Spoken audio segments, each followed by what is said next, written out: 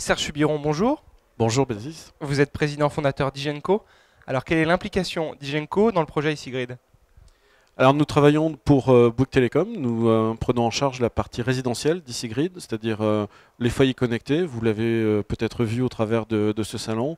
En fait c'est l'intégration du consommateur qui devient aussi un acteur de la chaîne électrique dans la gestion de l'efficacité énergétique à partir de son foyer, de ses objectifs de confort, d'économie, voilà, qui devient un acteur du schéma électrique global en France entre autres. Vous avez donc équipé les habitants d'IcyGrid de vos solutions de management de l'énergie? Voilà, donc au travers de la B-Box, mais aussi d'autres box Internet du foyer, Bouygues Telecom apporte une box aujourd'hui séparée, la nôtre, une box Igenco, dans le foyer, des capteurs pour pouvoir piloter les charges électriques, automatiser les usages et puis faire des économies d'énergie.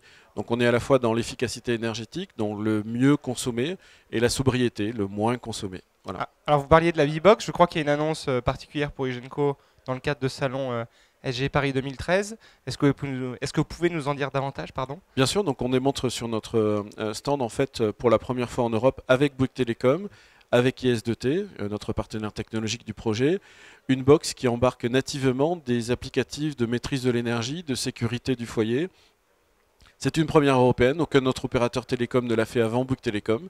Et on est très fiers d'être partenaire de ce projet et d'avoir eu l'honneur de le présenter pour la première fois au nom de Bouygues Telecom avec eux sur notre stand, puisque c'est une clé importante de diffusion de ces services de manière simple, naturelle dans le foyer.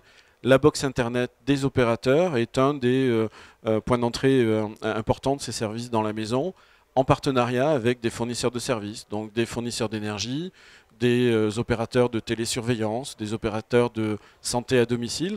Voilà, donc non seulement on a dit depuis très longtemps que c'était possible, mais on l'a fait et on le montre aujourd'hui sur le salon Smart Grid.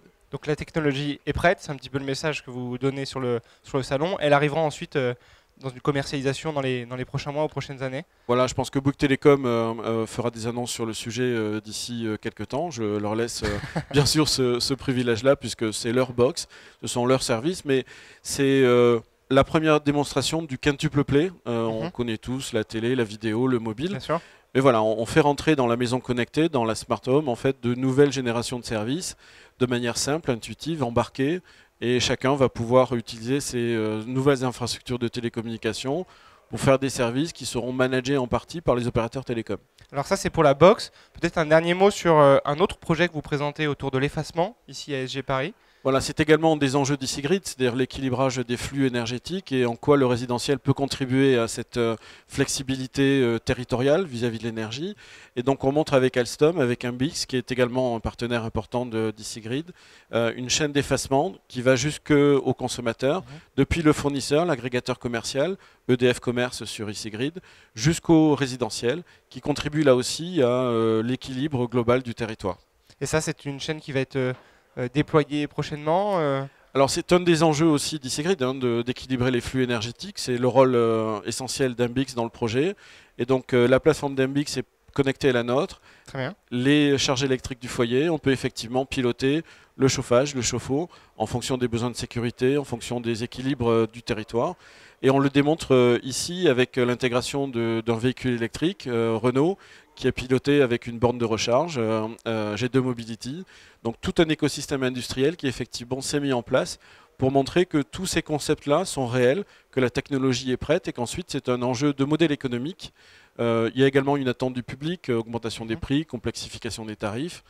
Mais technologiquement, tout le monde est prêt. Il faut un cadre réglementaire, il faut un niveau économique qui rend l'effacement, le marché de la capacité, une réalité et qui permet effectivement à tous les acteurs d'être rémunérés, y compris le client final, qui au bout du bout doit pouvoir avoir un niveau d'incitation tarifaire pour s'engager dans cette chaîne d'effacement. Bien sûr. Bon, merci pour ce message d'optimiste. Serge Subiron, je rappelle que vous êtes président fondateur d'Igenco. Au revoir. Merci, au revoir.